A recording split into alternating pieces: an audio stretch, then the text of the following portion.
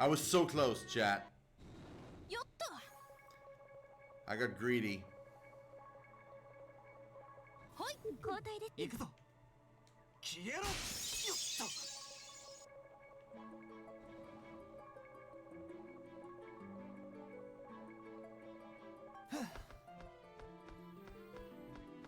消えろ。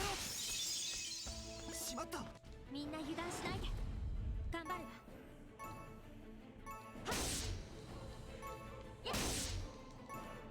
これでやってやる。行くか。交代だ。お任せくださいね。食らいますわ。ですわ。 There we go, done. Perfect. 任せろ。フィニッシュ。頑張るわ。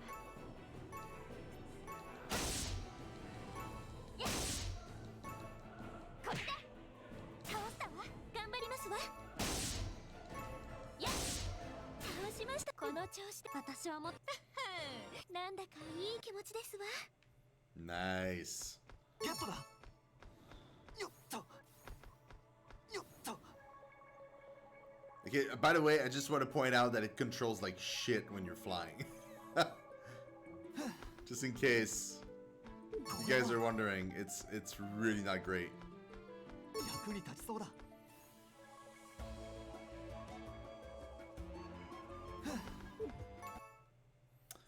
Okay, いらっしゃい。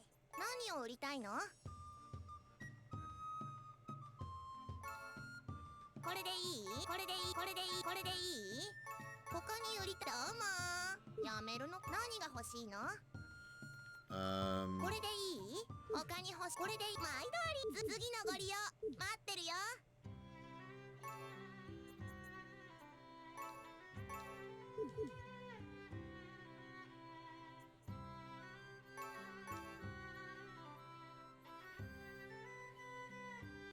巨大な竜骨のふもとにこんな洞窟があるとはな。知らなくても無理はないわ。ここに充満している竜骨の魔力が結界の役割を果たしていて、この中にいるといいのですけれど。先にこの周辺を探してみますか？待って、あそこに落ちてるのは。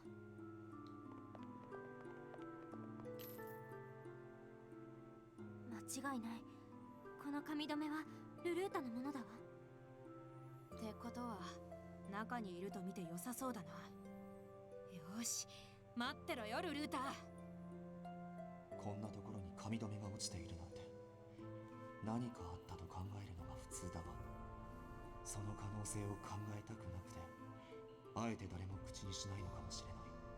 聖域というだけあって神秘的な場所だな。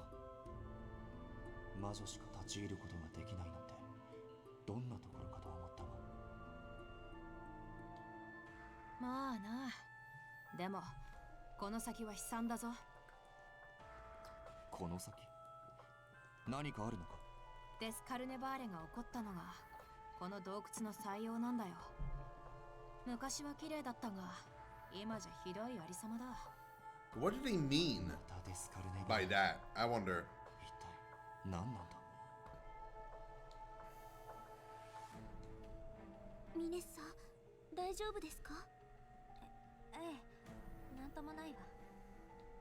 そうは言うけどやっぱり少し顔色悪いぞ。平気よ。なんともないって言ったでしょ。明らかに動揺しているようだ。まるで大丈夫だと自分に言い聞かせているみたいだな。なあ、そのミネッサ、デスカルネバーレが何かは知らないが、もしかして何か個人的な因縁でもあるのか？おいお前、よりによって直接本人に聞くなんて何考えてるんだ。デリカシーがないにも程があるぞ。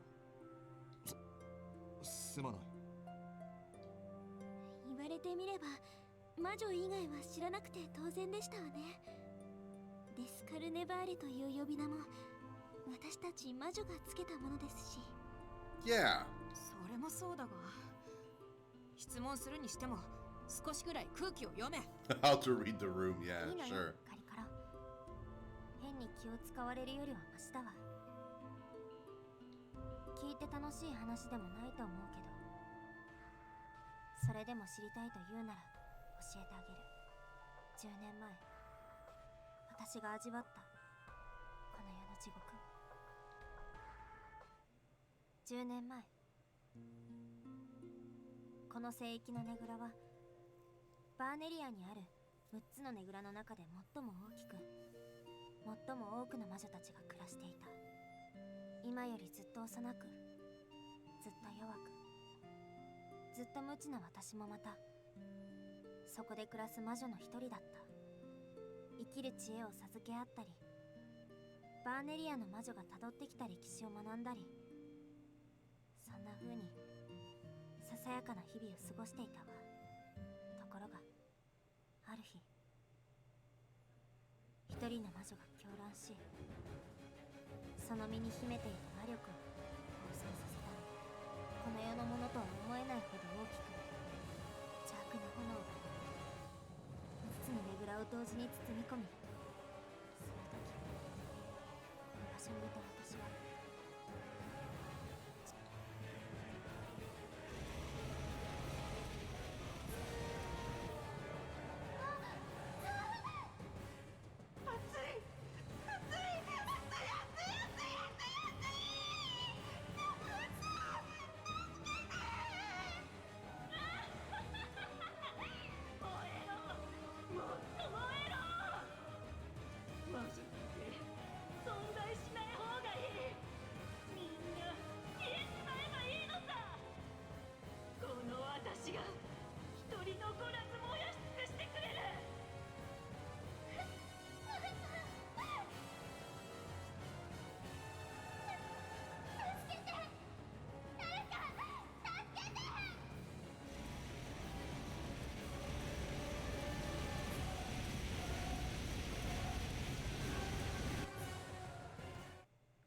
What the hell, dude? その晩、実に100人以上もの魔女が豪華に焼かれ燃やし尽くされた。生命の宝玉に実っていた分も含めれば、それよりもずっと多くの命が失われたわ。惨劇で聖域が焼き払われてしまって以来、生命の宝玉に新たな命が宿ることはなかった。なるほど。魔女はその生命の宝玉とやらで生まれるのか。しかし正直想像以上だ。騎士団の知らないところでそんな恐ろしい事件があったのか。私はどうにか逃げ延びることができ、今もこうして生きてる。 Good God.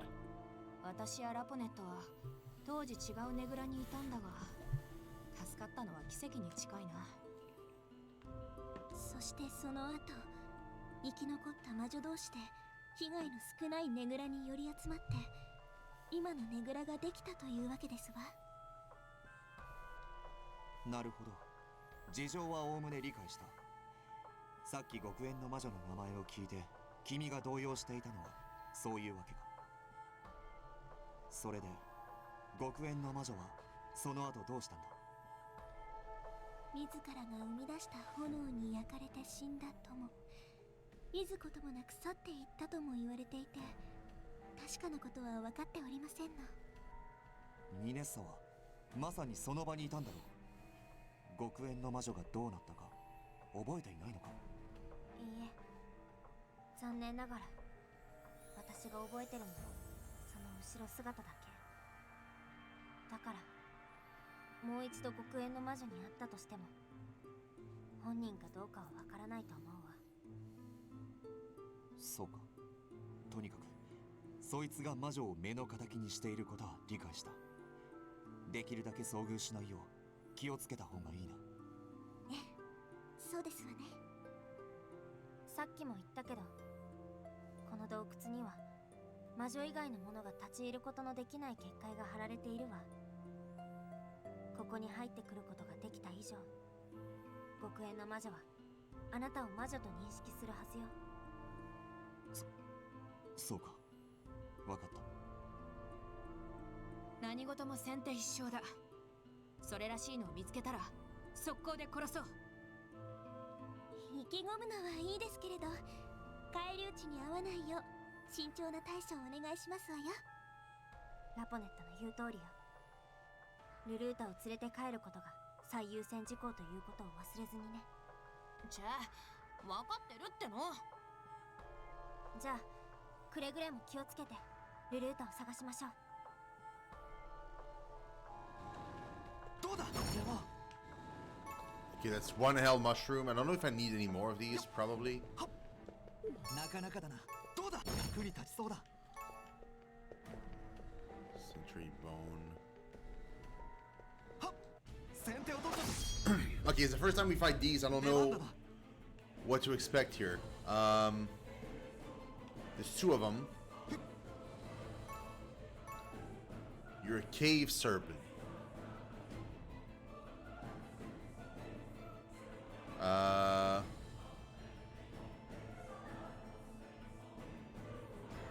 You're weak to piercing and wind. I have literally everything except wind. Wow.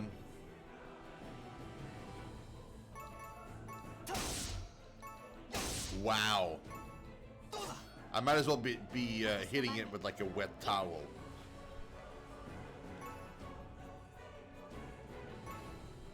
Wind magic.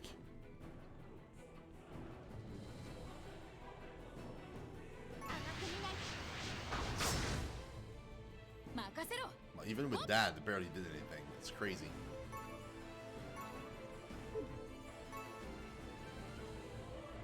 Wait, okay,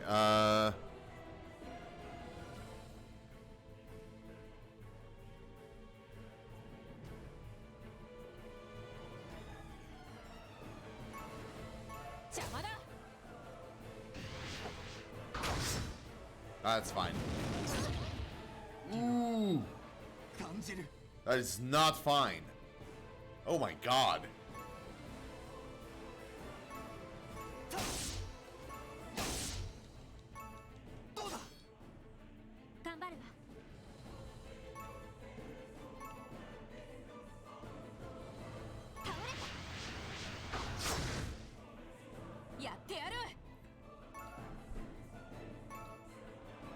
Wait.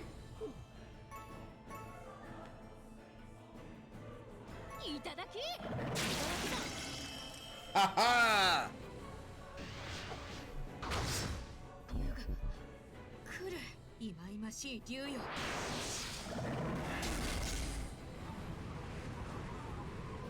私に力を貸せ。これで殺せる。よっよっ。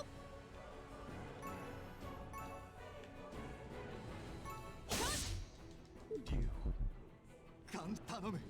竜の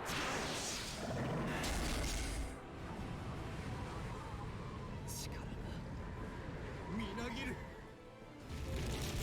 さあ終わりの時間だ。はっはっ。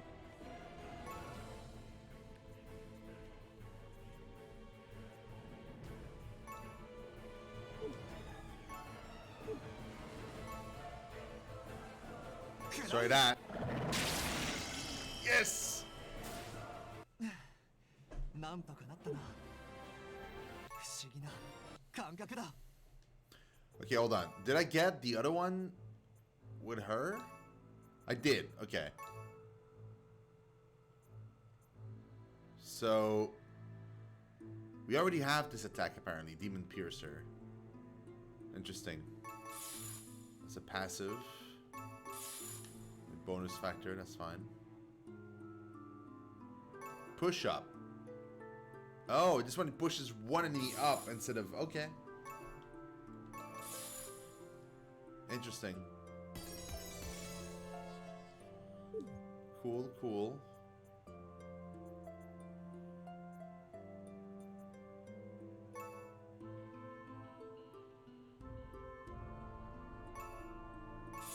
Moon salt.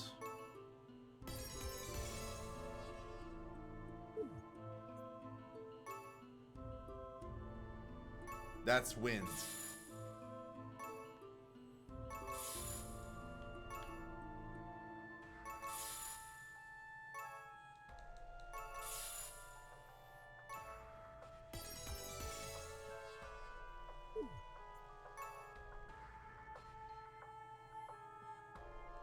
Cool. Okay.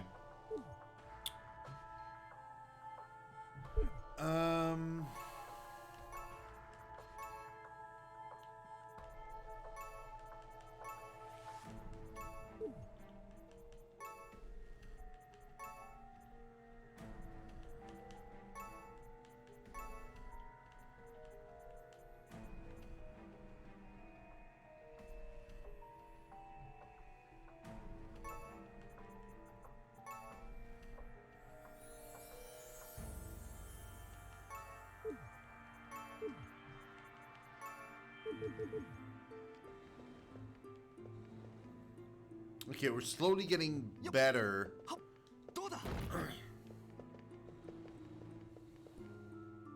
Laponet's ability creates a magical floor above areas otherwise unreachable. The floor will remain until you leave the dungeon. Cool.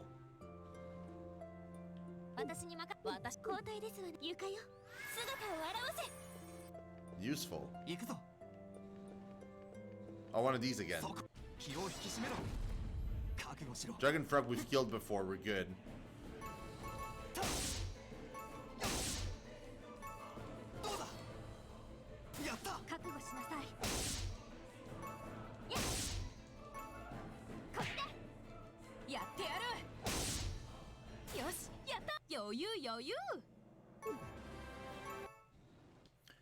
I got a robe.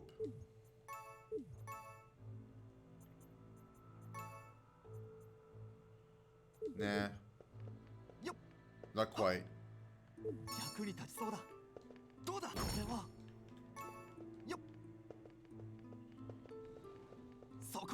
Okay, don't know what that is, but cannot interact with it.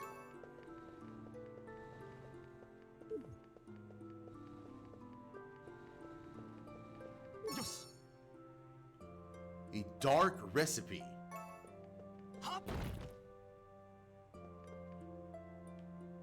Okay, that's a cutscene, clearly. みんな気をつけろ。前方に誰かいるぞ。後ろ姿は。あら、また会ったわね。Oh, it's her again. お前は。そういえば自己紹介がまだだったかしら。私は極縁の魔女よ。No way! 何？まさか彼女がさっきの所業をしたっていうのか。とても狂乱しているようには見えないが。いいえ、そんなはずない。だってあなたの後ろ姿は私が覚えているものとは違うもの。Hey, Strife. Honestly, so far, if you are a fan of compile art games, I would say yes.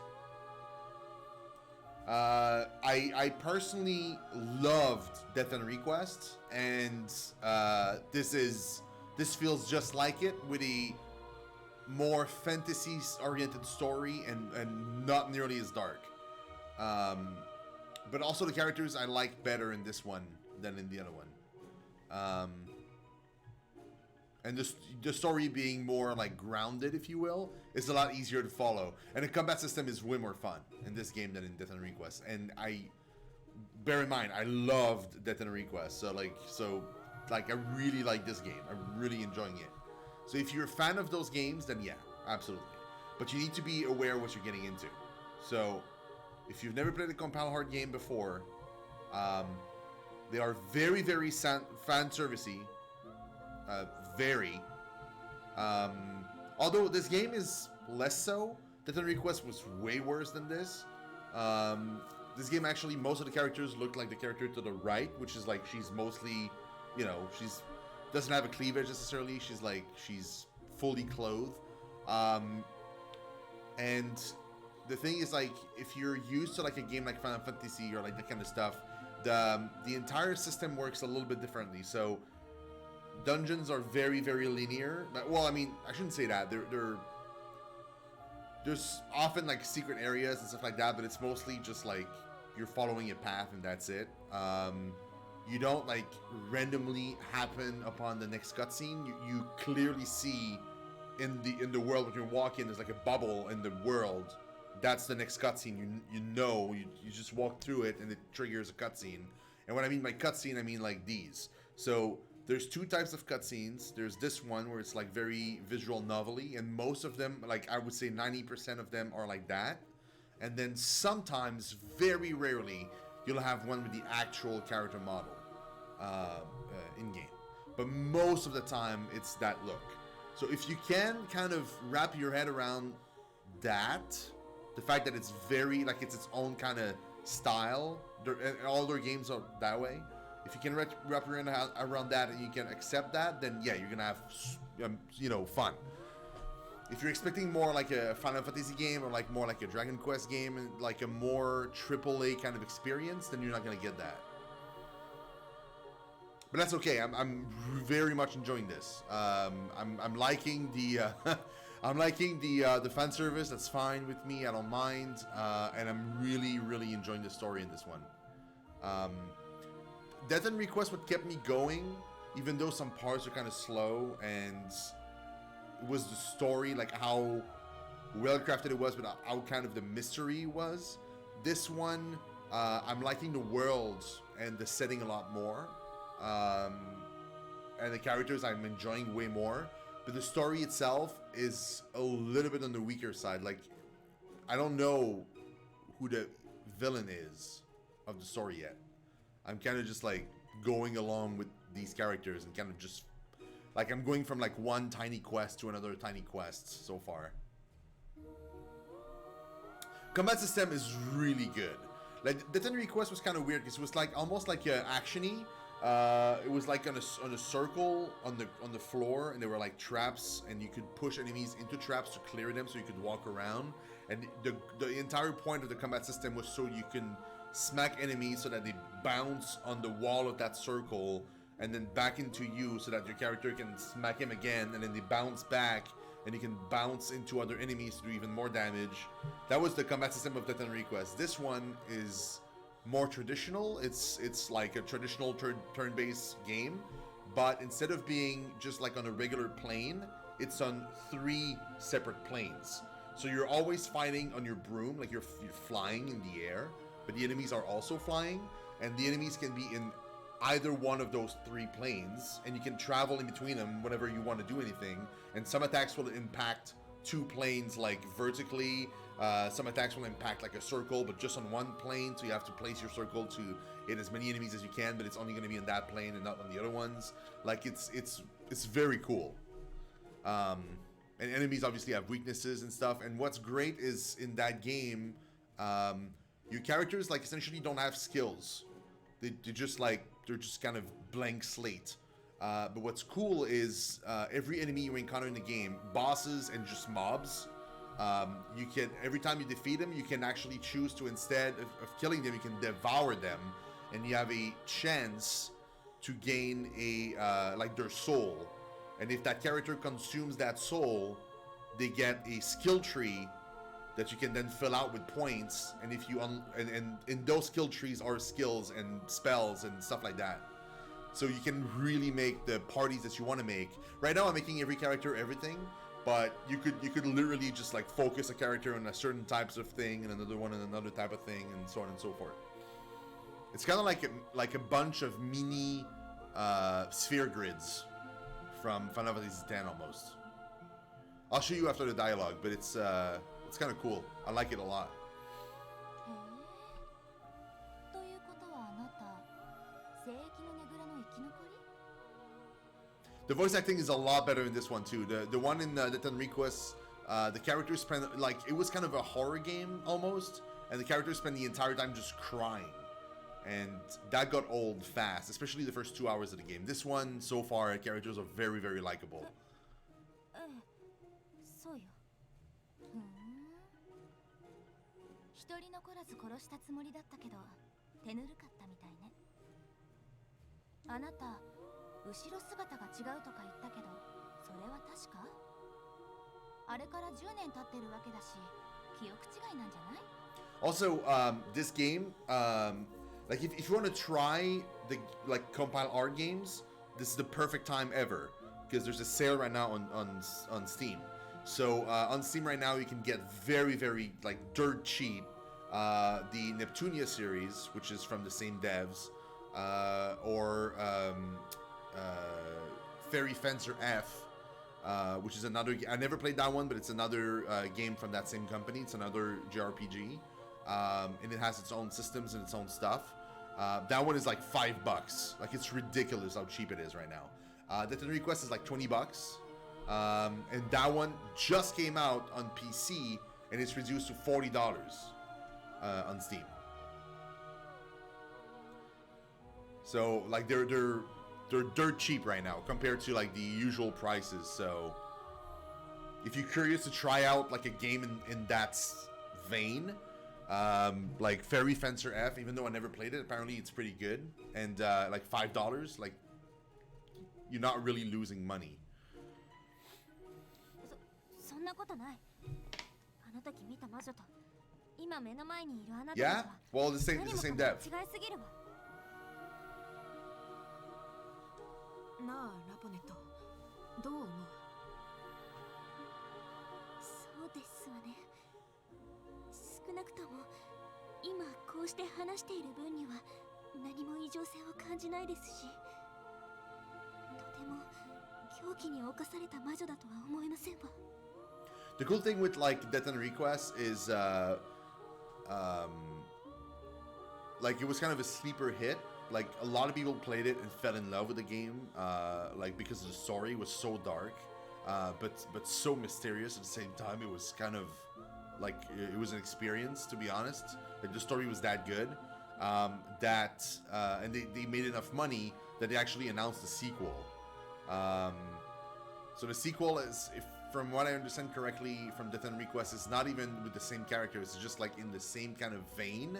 So like a mystery with like murder and gruesome stuff, but with new characters and new stuff and a new adventure in a new world. But as soon as I heard they were making like another game in that same vein, I was like, oh my god, sign me up. I want to play Death and Request too. And Death and Request was provided to me by the publisher of Compile Hard Games, Idea Factory, and they were kind enough to provide me with this game also, and I just love it, dude. だよな。極縁の魔女にしては明らかに幼いし、どう判断すればいいんだ？みんな動揺を隠しきれないようだな。やむをえ。それなら俺が話を進めよう。極縁の魔女かどうかはさておき、そっちには俺たちと争う意志はないと思っていいのか？ One thing I'm going to say is that this game so far is lacking in terms of DLC. The Death and Request, for example, had tons of DLC, and like 90% of them were free, and it was great. It was like costumes for the characters, new quests in the world, new like post-game like rare bosses to go and fight, and there was even like a brand new character you could buy and you could play with. This game doesn't have anything at all. There's no costume, there's no character, there's no nothing. Which is a bit of a bummer, because I feel like it would have been cool to have like a bunch of different costumes and stuff for the characters, but it's just because I love costumes. ええ、そう取ってもらって構わないわ。あくまで